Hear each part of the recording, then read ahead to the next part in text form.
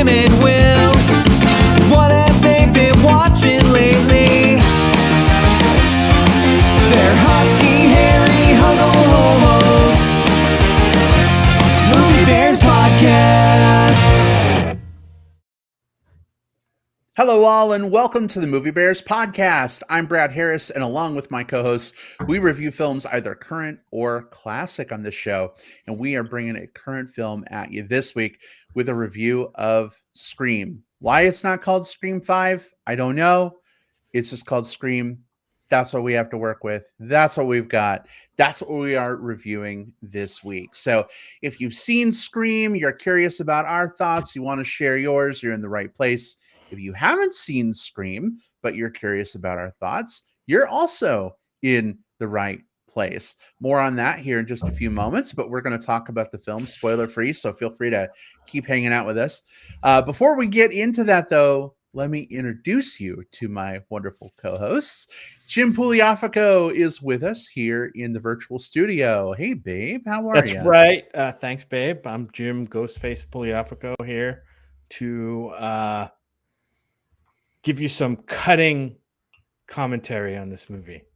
Ooh, the knife puns have begun already. I like it. I like it. Well, glad that you are here. I'm sure you have a handle on what you want to add to the discussion tonight. Yeah, That didn't work as well because I'm not sure about that one. Knives have a handle. Guys, Oh yeah, But Brad, you want me to take a stab at it? that cuts me deep. Anyway, you just heard from him, but let me formally introduce the redoubtable William Lindes. Hey, Will, how are you? Hey, Brad. Hey, Jim. Hey, listeners. I'm really excited to find out which one of you is the actual killer, because as we always know, the suspect is someone who's in our circle from the beginning, right? Is it you? Is it you? It could be Is it you, Will. Hamstrack? that's right. It could be me. It could be any of us. It's always who you least suspect, which means I that's who know. you most suspect. I don't know. Something Yeah, like that. I spent half the movie thinking it was somebody totally different, but we'll talk about that later. We'll talk about Indeed. that. Indeed. Wait, Hammy. Speaking of Hamstrack, Hammy says, hi-de-ho. Hey, Hammy, welcome to the Hi, show. Ham. Glad to have you with us. For anyone else that's tuning in, feel free to jump into the live chat. Say hola. Let us know your thoughts on Scream. We'd love to feature some of your comments as we're talking about this film. Jim, Will, are you ready to get into our movie conversation? Yeah, Yeah, absolutely. sure. All right, excellent. Well, for those of you who have not yet seen Scream 2022, the fifth installment, not the first one, there will be no spoilers for about 10 or 15 minutes. And then we'll give you fair warning before we go into spoiler territory. However, we may spoil Scream 1 through 4 as part of our non-spoiler section. I mean, those movies have been out a while. Hopefully you've seen them. But if you're listening to the magic of digital tape delay, bounce around using the time index as needed. If you're listening live, again, just know that spoiler section, we will definitely warn you before we take it there. Anyway, I'm ready too, guys. So let's do this. Here we go. Our discussion of Scream.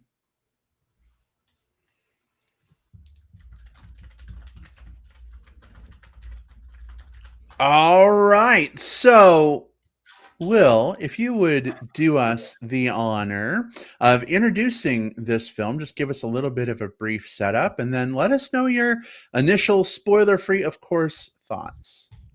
Well, first of all, Brad, I've got to answer a question that you posed at the very beginning of this podcast, which is, why did they just call it Scream and not Scream 5? And I don't know the answer to it, but I have a strong suspicion. It's that they were probably at some point leaning into like Scream with the 5 at the end of it and like calling it like Screams, you know, like numbers can sometimes look like letters in some of these. And then they decided against it. And then they probably were looking at all like Fast and Furious with it and said, well, maybe it's going to be they replaced the first S with the 5. Then they're like, no, Scribe. that's just 5 cream, and we don't want that. So we don't want 5 cream. We don't want screams. So it's just Scream. I don't know. It should have been Scream 5. But Scream 5 is a legacy film based off of the horror film, what came out some 25 years ago. And hey, this story is set 25 years after the original set of murders that happened in the first Scream. In that film, Sidney Prescott and friends went head-to-head against the ghost-faced murderer. And here we've got a new ghost face that has come out. And now Sidney, along with Dewey Riley, played by David Arquette, Gail Weathers, played by Courtney Cox, and a new cast of young folk have to uncover this new mystery. Scream's always been a very meta franchise, right? Like, this is a franchise that is about it is as much as it is a slasher, it is a film that is about slashers. It plays very tongue-in-cheek. All of them have, in terms of the tropes of the genre, even having characters who specifically say, to survive this movie, you must do these specific things. This carries that same torch forward. We get to see sort of the new look at what that looks like in an era of where you no longer just have sequels, but now you have requels, sort of stories that are both sequel but also remakes at the same time. In the era of E424 horror films, the new Scream sort of navigates what it is to be a throwback slasher, but in this modern era of horror. For what it's worth, I thought it was pretty decent. Definitely some issues with this movie all in all. I think that its true blessing and curse is its focus on what it is to be meta, right? You know, I think that's the draw. That's what you show up for. You show up for the kind of the fun play on play horror movie stuff. At the same time, the movie was so beholden to some of those things that it felt like it sometimes had to wrap itself around itself just to get back and make its meta point. So again, it's both a feature and a bug in this case. The new cast of characters I thought were okay. Some were really compelling. Some less so. There are a couple of the more main characters that I honestly felt were some of the least interesting characters. I thought some of the supporting characters, because they got to be a little quirkier, a little weirder, were a lot more interesting. My favorite of the characters in this being Jasmine Savoy Brown, who I'm very partial to. She played Mindy Meeks, one of the twins. And in this one, she's also, I'm watching her in Yellow Jackets right now, and so that's part of why I think I'm very partial to her. She's just absolutely like kicking ass in that right now. Yeah, I think this one's a light recommend for me, all in all. The things that it does well, this is still a slasher at its core. You're gonna get if you want the bloody gutsy stuff, if that's your bag, this movie doesn't shy away from that, as some meta horrors do. You know, this movie is still a slasher at its core, and all of the things that are familiar about Scream are still going to be here. At the same time, the core mystery elements to it, which are a big part of these, was a little underwhelming to me. So I don't know, mixed bag, but I think ultimately erring on the side of positive, just, you know, not glowing. All right. Will, thanks so much for your initial thoughts on the film. Jim, how about you? Do you feel similarly to Will, kind of a light recommend? Did you think this was a terrible film? Where did you come down? Yeah, it's weird. You probably couldn't call me really a fan of the Scream franchise. I did see the first one, and I may have seen parts of some of the other ones, but certainly haven't seen, you know, all 4 of the previous films.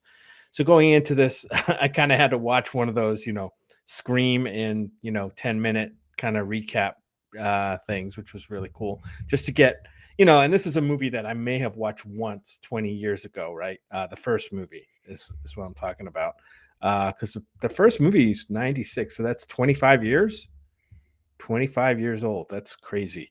And so I went into it expecting to have fun, and you know what? I did. I had fun with this movie. It's not going to be the best piece of cinema you're going to see. It's not going to subvert a lot of tropes that it has, even though the series did start as kind of a satire, right, on the slasher horror movies. With the first movie, it's moved a little bit away from that. In that it definitely takes itself pretty seriously these days.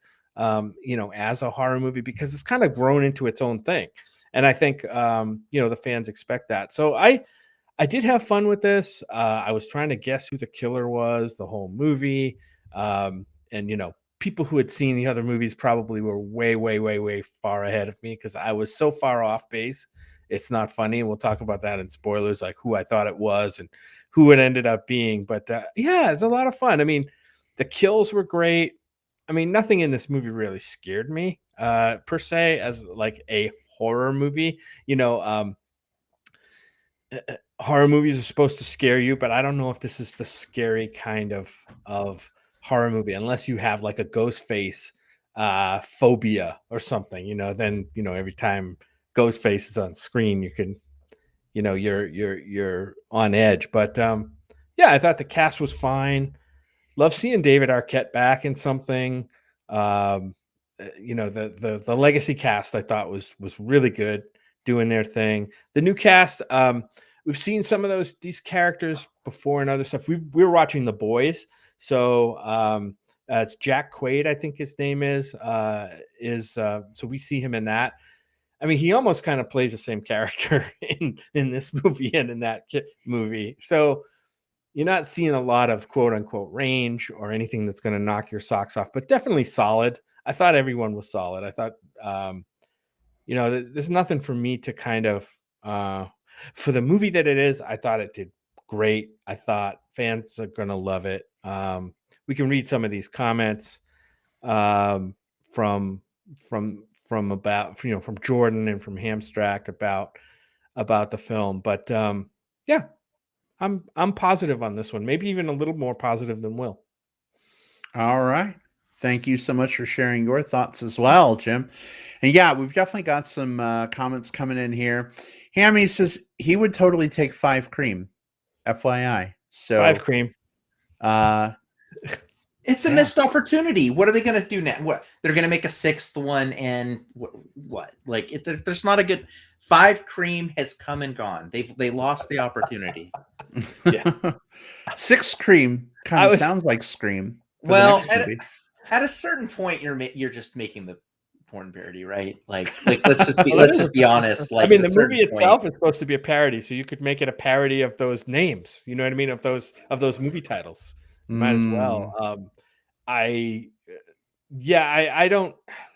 was trying to read an article on why this movie wasn't called Scream 5, and I still don't understand why it wasn't called Scream 5. Because I guess you're right, Will. At one time during production, I think they were calling it Scream 5, but somehow through the production process and post-production and probably studio reviews and whatnot, I think they wanted to like come across as something brand new, a requel, if you will.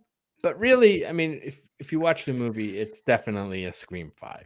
Well, and that's the thing. Just the answer I gave earlier was more of a joke. Like, realistically, this is a movie about a requel, and that's what happens now. Like, we've had well, I mean, even within the lore of this movie itself, they do the same thing with Stab, and they don't call it like Stab, whatever. They just call it Stab. The Stab movies that's within here. And so, I get it. We see that a lot of times with these newer ones. Yeah. Hammy says here in chat, like, we have Halloween that came out recently, right. Yeah. So Halloween was a requel of Halloween, but not a remake like Halloween was of Halloween. Mm-hmm. Yeah. Yeah. Crazy. So speaking of the movie being 25 years old, Jordan Riley in chat says, I was 10 months old when the first Scream came out. So it's been a while. We have the lifespan of a whole person. since the first movie came out. So who'd have thought that Hopefully 25 you years didn't have later? to watch it at 10 months old, but maybe you did. I don't know. And the folks at the movie Mistrial say that this was a better Hey requel. guys. This Hey, was guys. a better. This was a better requel than Matrix. Yay! I got to finish. Ah, you did. Don't you love Maybe it? it when is you get to 6 Scream. finish? Yeah, it's always so nice when I get to talk. Yeah. So I actually agree with that. I think that's a fantastic comment from the movie Mistrial. I would definitely say that I'm in the same boat in my thinking there. I think this movie does some things very smartly with how it tries to be a requel. It's weird that requels are even a thing, but they are. And I kind of love without going into spoilers, these films always have rules, right? And they talk about the rules. And I think that the rules and the commentary on films is definitely a big thing that I want to talk about when we get into spoilers. So don't let me forget, guys, to go into that, please. That would be great. The rules. Yeah. But I would say that movie is definitely fun, Jim. You're absolutely right. There's not a lot of great stuff coming out right now. So, I mean, if you're looking for something to fill the void in your movie going experience and you like horror movies, this would be a good one. It definitely keeps you guessing, which is good. I was half right in my predictions about things based on what I saw. So it faked me out a little bit for a while. And then I ended up putting it together before the end. But it was, I don't know, it was like 2/3 of the way into the movie. At that point, I don't think you get credit. It's not like Wordle where you get like 6 tries, right? And all tries are equally valid. But anyway, definitely a fun movie. For sure, I would say check it out. Yeah. So, some other comments here in the chat. Jordan says, "Did you know Drew Barrymore and Matthew Lillard were in the movie?" Actors from the first movie, yes. Actors from the first film. Yeah. I knew that Matthew Lillard was. I don't know that I spotted Drew Barrymore. But it's interesting. Do you want to read a second comment or keep I that for don't know that I spoilers? do because it's spoilery, and I don't want to break our Okay. spoiler promise to our listeners. But if you're in the chat, that's the wild, wild west, man. We can't control that. Yeah, I mean, just look to your. I guess it depends where you're at. Look down, Yeah. or to the right. Yeah, I guess it's over on the right when you're watching live. Anyway, yeah, read those Look spoilers. somewhere. Spoil yourself. Like, just dive in. Yeah. But generally, babe, what you liked it? Yeah, I liked this movie. I had a good time with it. I would for sure recommend this one. I don't think it's anything super, super different from the films that came before. If you're looking for like, I don't know, the Breath of the Wild version of Scream, this isn't going to be it. But it's a good time. So check it out. Sorry, Jim, that's a gaming reference. There was a Zelda game called Breath of the Wild, Yep, I which knew that. completely revolutionized, like redid the whole Zelda thing compared to the games that came before, and it's like the new best ever Zelda game. Anyway, it loses something in having to explain it probably, but sorry Brad, for what that it's reference. I got you, and I would say that the thing that is very fair to say in relationship to that, like, game changer, right? You know, like that's what you're making a reference to, something that's a game changer within the franchise. The original Scream, I think, was sort of the Breath of the Wild of the slasher genre at the time, right? The slasher genre had a huge peak in the 80s and sort of like early 90s, and was starting to become a bit of a parody of itself by the time Scream came along and sort of kickstarted the era of kind of like the new hip self-aware horror movie that we saw for a good decade after that. Things like I Know What You Did Last Summer right on its heels. So I think it's very fitting to think about, like, what would a groundbreaking version of that groundbreaking franchise look like? I think you're right. This isn't groundbreaking. This is part of the same, the same mythos, but yeah. Yeah. Yeah. Yeah. So guys, what do you what do you think? Are we ready for spoilers? Is it that time, or were there other spoiler-free thoughts you wanted to share? Super hard in a horror movie like this, where the whodunit element is such a big part of it.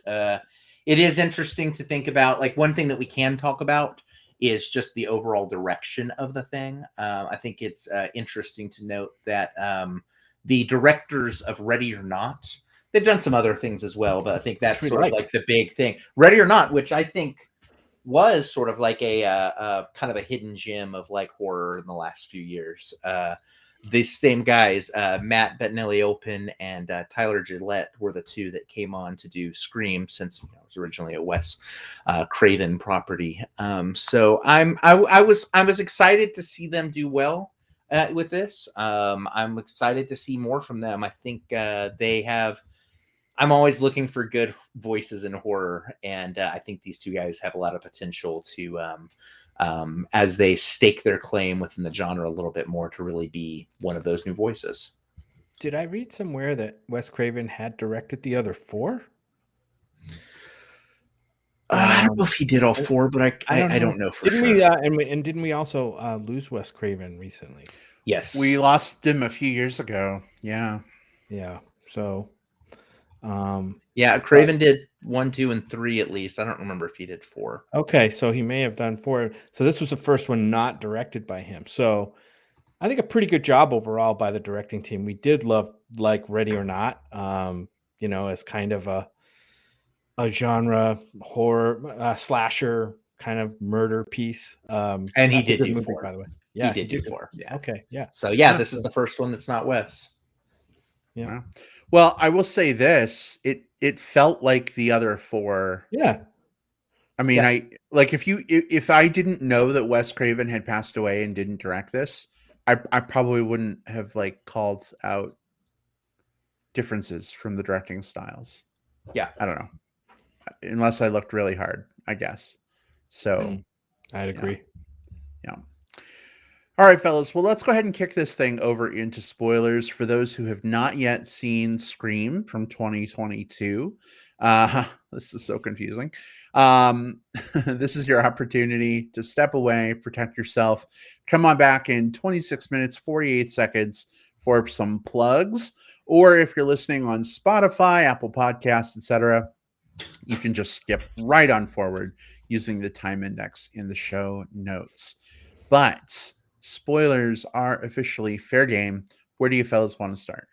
Well, I will start with one big difference in this movie than from the other 4, and that pertains to kind of the main legacy cast members or characters that have been carried over from movie to movie to movie.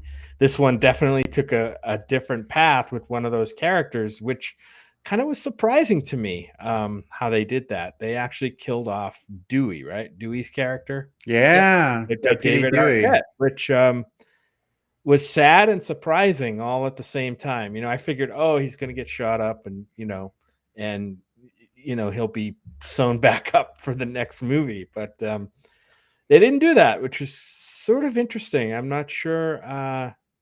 All I can think of maybe was the actor was, kind of done with the franchise or something along those lines, because I don't know why they would just pick that character to kill off and be done with him.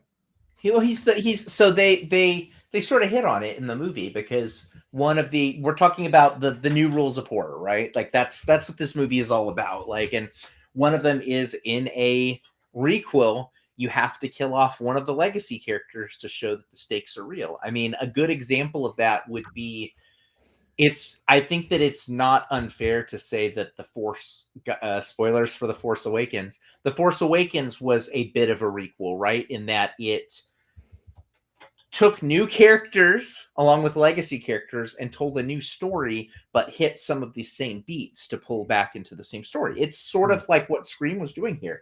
And notably, they killed a big legacy character. Spoilers for Star Wars 7.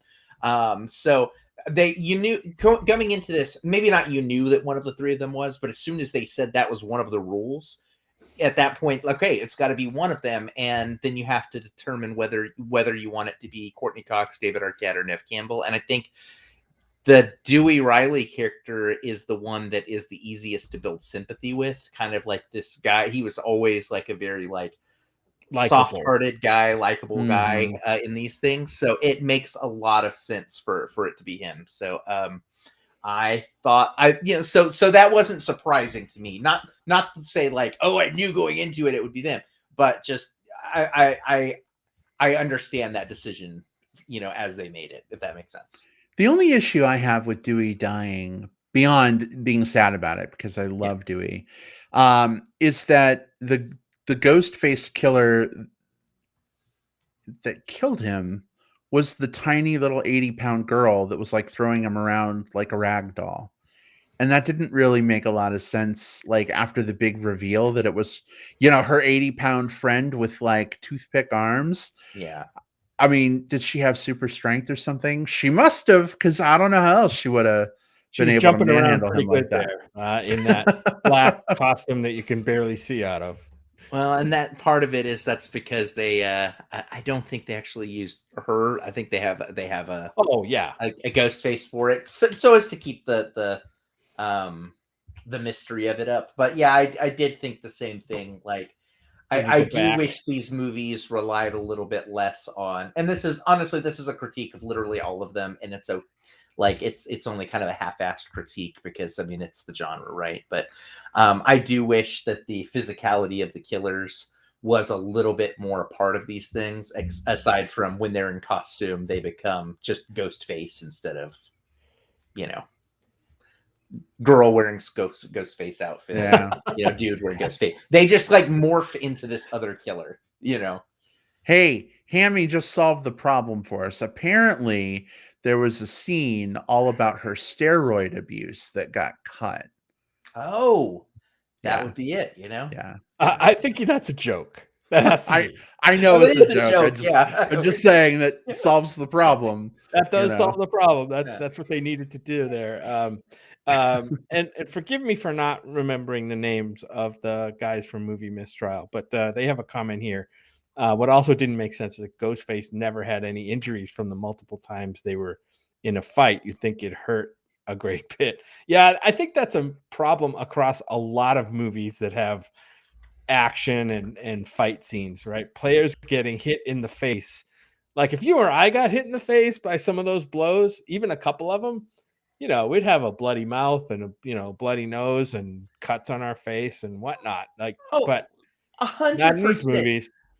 If I had to be like on an important conference call the next morning and I like lightly bumped my head, I would have a giant like welt on my noggin. These people are like taking boots to the face and they're just like, oh, well, it was the ghost face mask, so I'm fine. And this is, this is mostly tongue in cheek with me joking right now. Like that's the genre, right? It would be less compelling if like the very first time they all sit around, we're like, it could be literally any of us. And it cuts over to Amber and she's just all fucking like bruised and like cut up and just holding a dripping bloody knife. Like, yeah, who could it be, guys? Like that would be a shitty version of this movie. And I'm glad they didn't do that. So I get why they have that sort of like imperviousness to damage, but still. Yeah, so I think it's Johannes that's handling the Movie Mistrial account in the chat. I could be wrong. Okay. If it's not Johannes, let us know. Right. But I do think that's a good point. Will, I agree with you. I always feel like it's a little bit like a Scooby-Doo episode when they like pull aside the costume at the end. The person who it was never like the same shape and size of the ghost or whatever. Like maybe they were wearing a big bulky suit or whatever. In a cartoon you can kind of get away with that, but in movies I think it's a lot harder. So yeah, that's a hard line to work. Hammy has a good point here though. He says the cool thing about Scream is that since it's meta, meaning since it's like a satire of the genre, they can wave it away as a comment on typical horror plot holes, right? Typical horror tropes where like the killer is constantly getting beat up but never really gets hurt, whether it's actually an oversight on their part or not, they can play it up that way. The thing is, though, that this movie really didn't play it up, right? It didn't really have a commentary on that, or at least an overt commentary on it. So Yeah. yeah, not for that would be cool if they did, like, have a character say, "How can you still be, God damn it, how can you still be coming at me?" But yeah, it didn't do that. One thing I think would be also sort of to take a point that the two of you had both mentioned earlier is that I think that it's very okay with these movies to remember that the worth of the movie is not based on how well you were or weren't able to solve the mystery. I say that not for the two of you, but I know that there are like people out there who would say like, I could tell from the first 2 minutes who the killers were, and therefore it was a bad movie. Or or I got to the end and I couldn't figure out why they made those two the killers, therefore it was a bad movie. That criticism exists out there, and I say that for a movie specifically like that, I would say it's probably bad faith criticism, right? Like, because everyone's going to pick up on things at different parts of it, whether or not you solve the mystery or not. The fun is in how you get there and the reveals along the way. Right. So, but some people do get a thrill or a kick out of being fooled, right, by a movie, sure, or misled by a movie. I mean, that's why, The Sixth Sense was so huge, right? They're like, oh my God, never saw that twist coming. In this one, I think it was fairly easy to see, maybe for people who have seen these movies before. May have Brad, you said you figured it out about halfway through. Well, I figured half of it out. Okay. I figured half of it. I figured that the Jack Quaid character was one of the killers. I But forget you knew his there were name. two killers, right? Well, there's always multiple always killers. Yeah, and I think Always two there. Oh. I think I knew that there were two in the first one, but I never knew there were two in every movie. See, that's what I didn't know. well, they started lampshading it a lot in this one too. They kept saying, there's always two. There's always it's two. one of us, which left the room for what I was hoping they would do.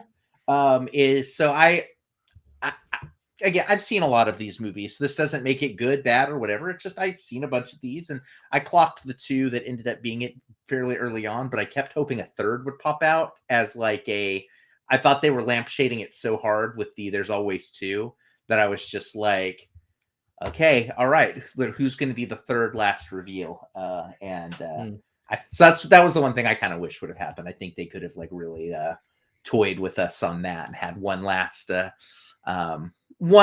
like murderer pop out of the woodworks at the very end. I said at the beginning or in the non-spoiler section that I was so far off base this movie. Like, I think I was overthinking it. You know what I mean? Like, there was a character in this movie, and I forget what her name was. It was the girl who was supposedly the bait, like the one who Ghostface was supposedly after. And I forget her character's name. She ended up in the hospital at the end. But oh yeah, it was a whole subplot about like, oh, the father that brought her up was not her real father, and there was another. Right, she's Billy Loomis's daughter. Right, the original Ghostface was her real father, right, or something. I don't know. Something was like the that. sister. So Melissa Barrera's character Sam, what ends up being half sister Tara. Yeah, the Jenny Ortega character. They had the same mother but different fathers, and then the Melissa Barrera character, her father was the Billy Loomis Skeet Ulrich. Yeah.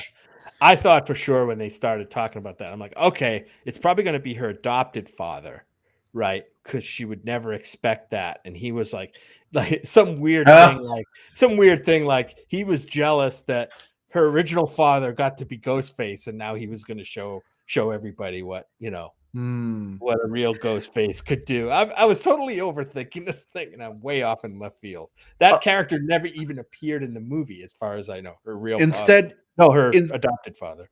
Instead of that, we got Licorice Pizza Part 2 Slasher Boogaloo. Because, well, the Jack Quaid character is like 25, 26, and the Amber character is like 15 or 16. So it's like Licorice Pizza all over again. They're calling each other babe and touching each other, and I'm just like, oh God, this is disgusting. So where I clocked it from was So the Jack Quaid character, Richie, he was just so, that character felt like so bizarrely fit with the rest of them that I kept thinking like there's something here. And then honestly, the other one, it was really just because at the very beginning I said, oh, she was the crazy one that kind of ran out with the knife held up, like screaming in Once Upon a Time in Hollywood. I would 100% cast her as the killer because she's super good at that. So I didn't have a good reason to peg her as much as just like I already had seen her in a movie going running with the knife, and she seemed a that little was first crazy in my too. brain. Yeah. What What was their reason? What was their reasoning enough, again? Interestingly enough, she also she ran charging with a knife and then got torched by a flamethrower in Once Upon a Time in Hollywood. So that's right. Interesting parallel for her fate in this movie. Died in the pool, I think. Yeah. Yep. Yeah. What was their motivation for becoming Ghostface killers in this one? Do you remember at all? Yes. I'm trying to remember what their motivation was. Yeah. So the franchise had gone. So there's a franchise of movies inside of this world called Stab, which are based off of the books that Gale had written and became their own thing. They're up to Stab 8, and at this point, they're like, interestingly enough, like running around with like flamethrowers and just like the same way that like when we looked at the horror movies of like the 80s and early 90s, we started to see like the Friday the 13th movies and the Halloween movies, and all of them sort of veered from their path into camp territory in a way that like a lot of people would sort of do the no true Scotsman argument of like, well, if you're a true fan of the franchise, it's really the original ones were the good ones. These were two people who met on message boards and thought the Stab franchise had veered so far from what it needed to be that they needed to do a reboot and get a kind of a back to basics set of murders to bring their beloved horror franchise back to its roots. So they're over obsessed fans. That's right. The fandom, right? So that's kind of a commentary on toxic fandom as well. Mm-hmm. Yeah. Hence the mentioning of Rian Johnson, not by name, but by the movie he directed, Knives Out. And Knives Out. I think indirectly pointing to the Last Jedi thing that happened several years ago. Yeah, which, we saw the same thing with the fans there. It's still out there. Terrible people on both sides of that line, even though that war still rages on Reddit every day. Yeah. And we won't get back into it here because we've talked enough about Star Wars. So Daniel Jensen mentioned another solution as to why Amber didn't look like the shit had been kicked out of her after she got in her fight with Dewey. The ghost face hood is made of vibranium. So we can't talk more about Star Wars, but we can talk about the other Disney property, Marvel. Well, yeah, why not? All right, sure. We haven't really dug into them yet. Yeah, I like it. I mean, why not? Put Ghostface in the Marvel universe at some point. Like, did in No Way Home, did a portal open up and then like, what am I doing here with this knife? Like, was that a deleted scene? Was that was he one of the potential people that could have shown up? I guess we'll say to not spoil Spider-Man No Way Home. Was Ghostface one of those potentials? Is that what happened? All of the ghost faces from all of the movies came back, and so there's like 20 ghost faces. Oh, and they're sitting there with their knives, going, you staring at each other in different poses. Yeah. I'm Ghostface 1. I'm Ghostface 2. So I will say this, and Jim, you said this earlier too. First of all, Nev Campbell, Courtney Cox, David Arquette, I think all did a remarkable job on this, especially David Arquette. I don't feel Courtney Cox had enough to do, but I thought what she did was fine. I thought Nev Campbell, honestly, again, she did a good job, but for being kind of like the heroine of the franchise, I think she got a lot of sidelining. David Arquette really got to carry the old guard weight of this, and I thought he did a fantastic job. I really like I said, there's some of the younger cast members I think did a really good job. I like both of the twins. Mason Gooding and Jasmine Savoy Brown playing Mindy and Chad Meeks Martin. The one person that I was least into, unfortunately, in terms of just her overall performance, and I feel a little bad about this too, because I've liked her in other things, but I don't know. I had a really tough time connecting with Melissa Barrera's character Sam. She's supposed to be the main character of this. I loved seeing her in The Heights. You know, she's an incredibly talented actress, but there was just something that felt like it didn't click with the character she was playing or what she was doing here. I don't know. There was something about her specifically, and again, not her as an actress, but just kind of like the scenes that she and her character were in. I felt like they sucked a little bit of the fun out of the movie, and kind of like a paint by numbers character, kind of. Yeah. Whereas some of the other characters are also paint by number. Don't get me wrong. Like when you look at the casting for these, like I think part of the reason you cast Mikey Madison, who played Amber, who is the one killer, I think part of the reason that you cast her is because you've seen her run holding a knife in Once Upon a Time in Hollywood. Edgy. But I think also there's an edgy look to her, and there's also something that gives you a little bit of she doesn't look like Rose McGowan, but you can also sort of see her like in that same vein, kind of the slightly edgier friend who goes down into the basement type thing, so if you're doing little throwbacks to the first film, Mikey Madison is a very, very, very solid cast to make that connection. Yeah, like I said, the cast here does a pretty good job overall.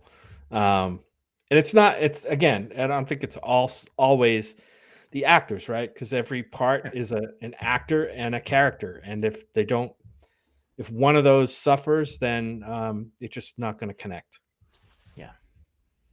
Yeah. They could have played a little bit more around with we're in spoilers, so I'm going to go deep into the paint on it. There's a part where Sam sort of resolves her threat by grabbing a knife and saying, like, I'm the daughter of a serial killer, and like start stabbing like crazy, which is not a thing that we see in Scream. Normally when you kill the killer, it's with a well-timed like off-camera gunshot at the last minute to save someone. Generally your heroes, and maybe I'm missing one along the way, but generally they're not just like stabbing and stabbing and stabbing over and over again. But we got to see that here. But aside from a few visions where she just sort of looks in the rearview mirror and then just like, oh, that's weird. I didn't really feel like the conflict out of her. Thanks, Daniel. But I didn't really feel like the conflicted nature out of her with like kind of like her psychosis or what she's dealing with here to really sell that moment at the end. And I think they could have really played with that more. But at least her Force Ghost dad showed up at the end to like cheer her on. That's right. Oh my gosh. So we are back to Star Wars. Yeah, this is technically Force Ghosts. Yeah. Yeah. Oh goodness. Well, guys, any final thoughts on Scream before we move on? We've covered it all. I just want to say, you know how there's little things about movies sometimes, especially these movies that they're trying to outsmart the audience, so the audience is trying to outthink the movie, right? And there's a scene near the end in the climactic battle where one of the characters is lit on fire, I think, and running through the house. And I'm like, why aren't the smoke alarms going off? Like, I have a little bit of dust buildup in my furnace, and my smoke alarms go off in my house. Never mind a killer running around the house, with on fire. It's just they must have used all the batteries on their remote controls or something. I don't know. Yeah, I think exactly it. It's little things, just Like that smoke alarm should be going off, and it's not. What's going on? I mean, there's this movie What's is going to full happen of what's going to happen if they're really in trouble? this movie is full of things like that. The fucking sheriff like radios in like halfway to her house. All units converge on my house. Then Oh she yeah, gets to her house, has time to be killed. Her son has time to be killed, and then like 20 police show up. yeah. Like At the end makes when no they're sense. gathering the bodies, yeah. Mhm. Yeah. Yeah. And it's a small town, right? It's not a big city, right? Right. So she's Right. calling for all the cops to go to her house before she even gets there. And yeah, it's kind of crazy. Indeed. Indeed. All right. Well, I think that wraps up our discussion of Scream, Scream 5, 5 Scream, whatever you want to call it. We're going to go ahead and move on to some plugs. These are things that we want to put on your radar, things we are maybe actively enjoying. Jim, what have you got this week? It's been a weird week for 2 weeks for movies for me. I watched documentaries. I got to watch Scream. I watched this really bad B minus movie from the 70s called Planet of Dinosaurs. And then I actually went to the movie theater this past week. I couldn't find anything to watch. And I'm like, what's playing in the theaters? And the only thing I could find to watch was a movie that had gotten some buzz this year. But I wasn't really that interested in it. It's called House of Gucci.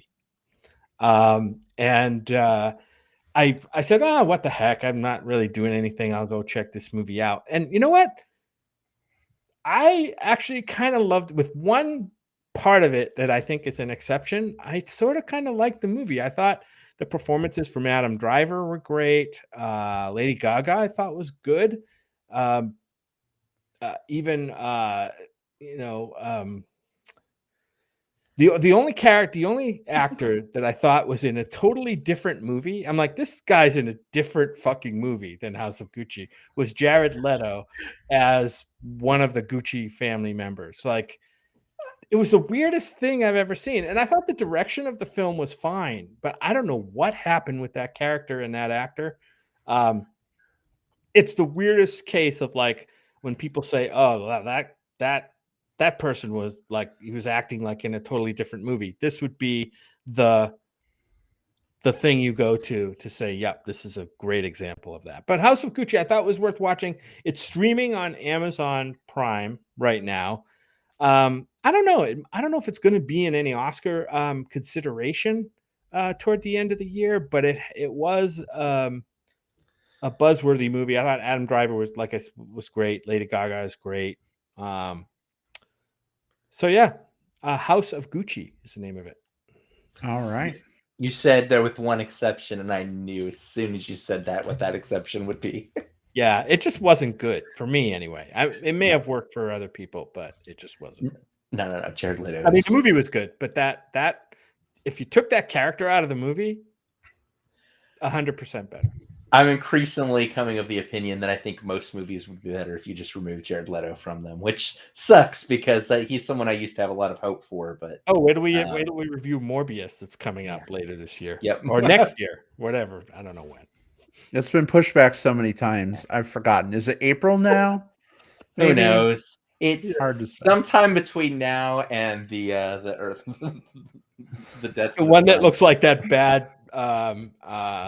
Was it Dracula movie we saw? What was that movie called? Dracula Untold? Dracula Untold. Yeah. Oh, yeah. Back in the days of I, Frankenstein. And yeah. Yeah. Oh my God. Terrible. All right. Will, what have you got this week? Let's see. I'm also going to go with I'm going to go with a movie that is also on Amazon Prime right now. So you can, if you have that, you can that streaming program, you can just watch it for free right now. It just came out this last Friday, and it is a movie called A Hero. This is the new film by a filmmaker from I believe Iran named Asghar Farhadi. He's given us a couple of pretty notable films. The Salesman, A Separation is one of his ones. It's fairly well known. And so this movie is it's drama about this guy that he was in debtor's prison and just couldn't pay back the debt, right? And he gets to have sort of a 2-day like release from prison. And so it's one of those like, hey, you sign yourself out and you come back in. And along the way, he comes across this bag that's filled with all of these gold coins that would have been enough to maybe pay off most of the debt that he owed and possibly leverage himself to maybe to get released. And he has to make an ethical decision about whether he does that or goes through with it. And the movie basically is positioned around the idea of like, what happens if you do the right thing, but still have to deal with all of the consequences of doing the right thing. This is the type of movie that it constantly ratchets up the tension without it being artificial. Like the things that happen aren't like, oh, and suddenly this thing happens. It's all really based off of this whirlwind of interactions that he gets from people based off of his, the actions that he takes. Every action has a reaction here.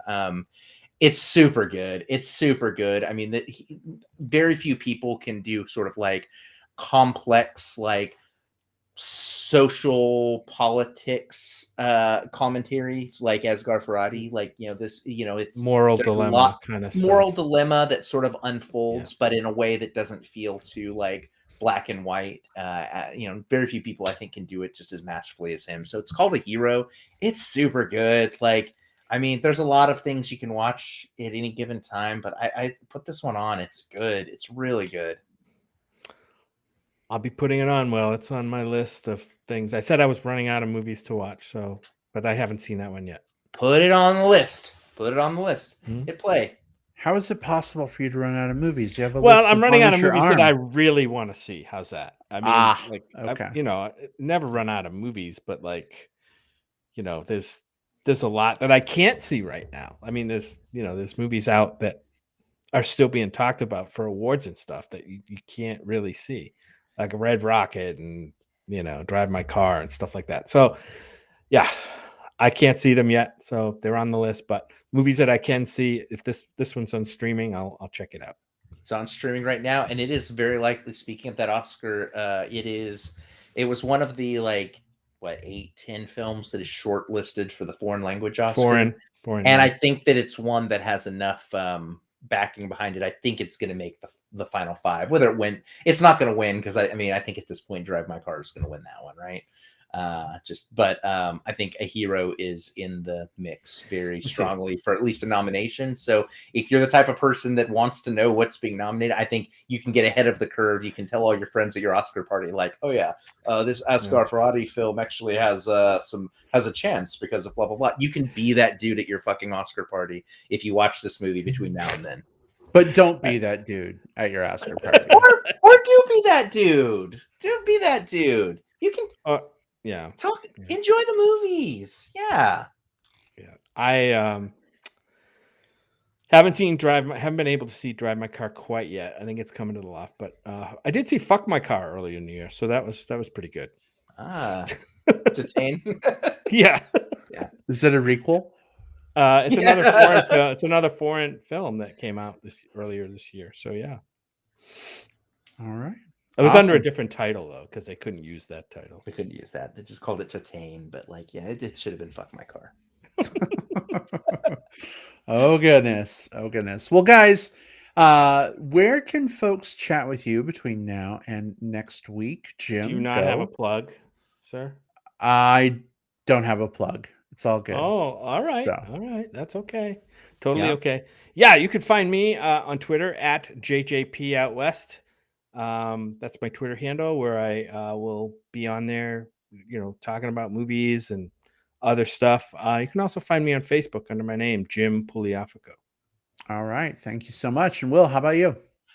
Let's see. Find me on Twitter. Find me on Instagram. I'm at Whatever Cove. Find me on Facebook. I'm William Lindes there, as I am in real life. You can find me on Letterboxd. Just search for William Lindes there. Give me a follow. I'll follow you back.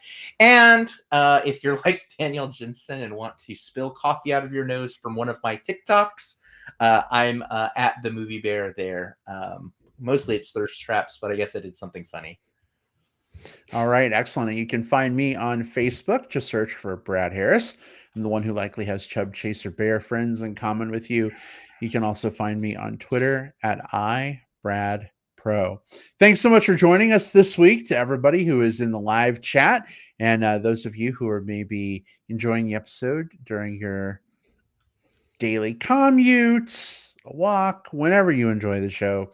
Thanks so much, listeners, for supporting us. We love you, and we will see you all next time. Goodbye, everybody. Bye. Bye.